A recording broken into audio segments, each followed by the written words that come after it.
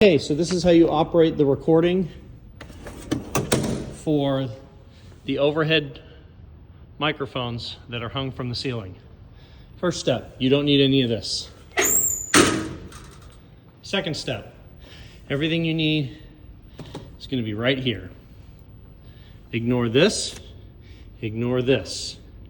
First step, turn on your power supply right there. This will turn everything on. Okay, next step is to make sure that these microphones this is actually going up to the microphone that's hung out in the house, are actually plugged in. They are. They should be plugged in.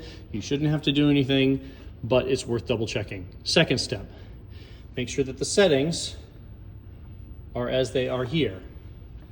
You want the 20 dB pad off.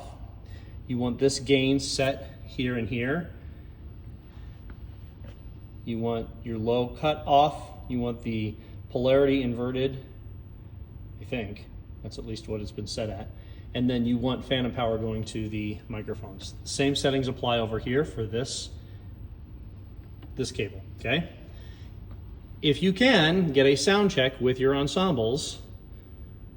Sound check them, because if it's too loud, you might have to turn these gains down a little bit by going this direction. Again, you want them at the same levels so that you're getting equal signal into your recording. Second step, if this isn't on already, it should be on. Turn it on. Then this has three possible places for you to insert media: a thumb drive or SD cards. I currently have an SD card in here. Okay, it says it's reading the media, and it's okay. Now, here you'll see that this says SD1. That means it's using this SD slot. If you are not sure that you're using it's recording to the right slot, you can adjust the slot that it records to by going over here and tapping on the media button. It will ask you which slot to use. You use this knob to go left or right to select, and then when you have the one that you want, you push on the knob to select. Okay? Great. I don't think you should have to do anything here. This will actually tell you how much time you have left on the device. I've got some stuff on this SD card, so I've only got 52 minutes. That's hours, minutes, seconds. 52 minutes of recording time. This is the file name that it will use when it writes the file, okay? To start recording, you press the record button as a first step. That will put it in a record arm mode, and it will put it in pause. Now, if you look at this is a level meter. Hey! You see how both of them went up? Hey! Both of those levels went up. That means that they're working and you're getting signal in. That's how you check to make sure that you're working. Now you notice the right one, there we go, come on. The right one is getting more signal because I'm on one side of the stage, okay? When you want to start recording, you press the pause button? No, you press the play button, and it will start recording.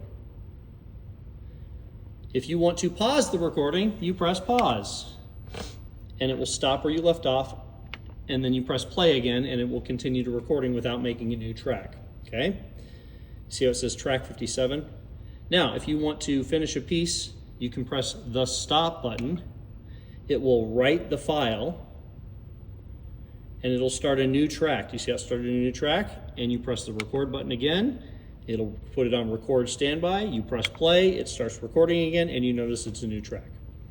When you're done with that, you press the stop button. It will write the file. Wait until it's done writing this file, because then you can take out the media after it's written. What I would do is I would power it down, power off, hold enter to confirm, yes. And that's, you hold this button and it turns off. And then take your SD card out, okay? So that's the pretty complete thing. When you're done, you turn the power off. I would suggest that when you record concerts, that you press the record button and then the play button and let it run for an entire half of a concert, then press stop and then allow it to write to file.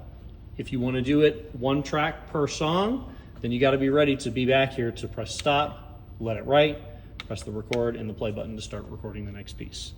That is how you use the recording